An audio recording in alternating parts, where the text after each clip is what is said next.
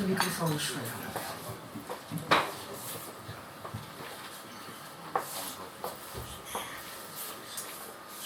Wat ik geschreven heb, zal ik even kort introduceren. Het was voor een wedstrijd in een buurthuis.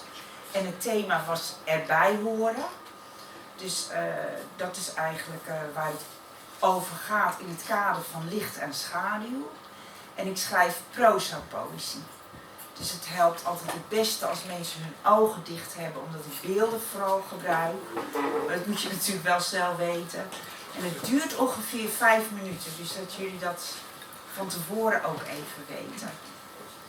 Stomweg ongelukkig in de Javastraat.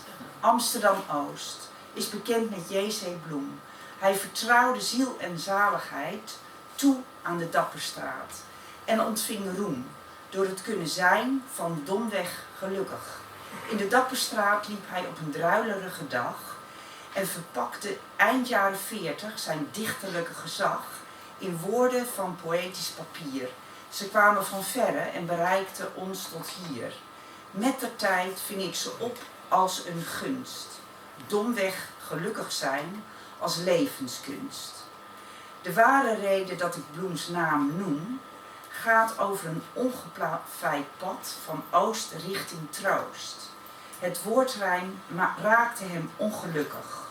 De man met bruine kraalogen huist onder een tunnel naast het parknest.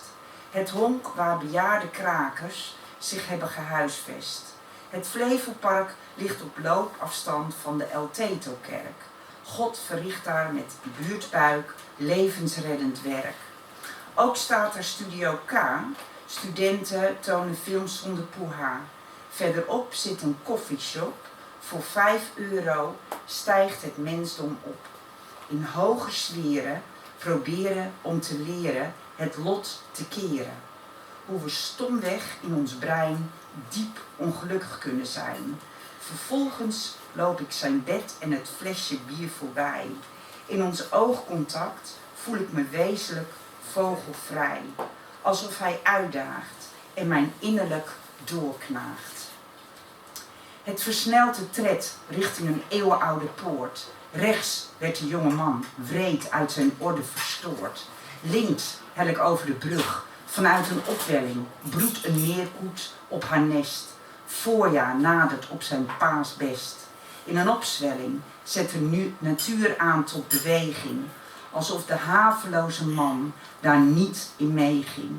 Hij draait en blijft stilstaan in de tijd. De zwerver die zich wereldwijd als een tijdloze plaag verspreidt.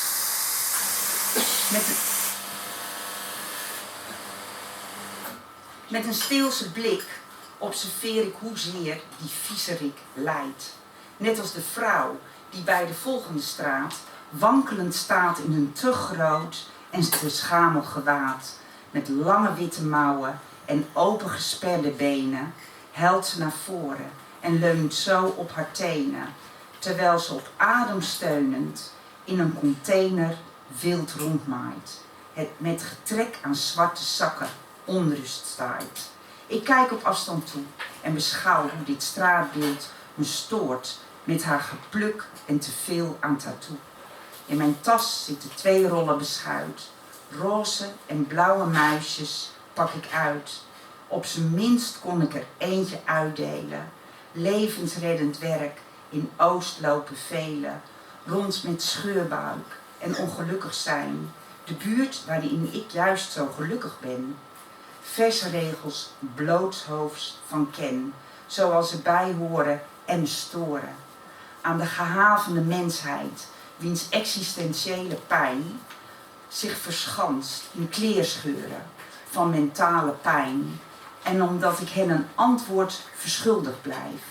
Ik pers woorden uit op een verkleumd en een verregend lijf.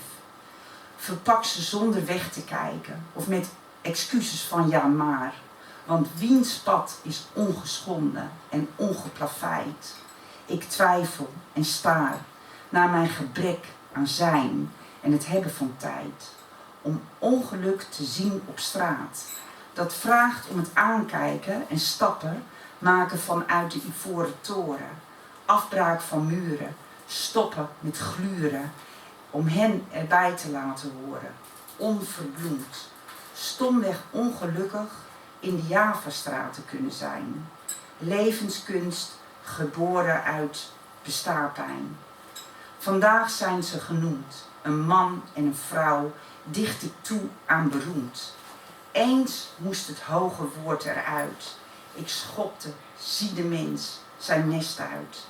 Meneer Bloem, u die mij gadeslaat, mijn toeverlaat, woont niet in de Dapperstraat. Ik antwoord vanuit de oorsprong van mijn schaduw en dat is lentelicht. Door scha en schande word ik wijs en betaal een hoge prijs. Ik ben gezwicht en wat mij rest is dat ik nu u mijn matras nalaat. Graffiti als behang, wrang, vogelgezang, kneed ik tot een nieuw gezicht. Aan het eind van deze tunnel doemt het op met rhododendrons zo vers nog in de knop. Hoogvliegend mik ik op pakkende woorden die met ziel en zaligheid het hart van het kruis doorboren. Overzien, horen, gezien en erbij horen.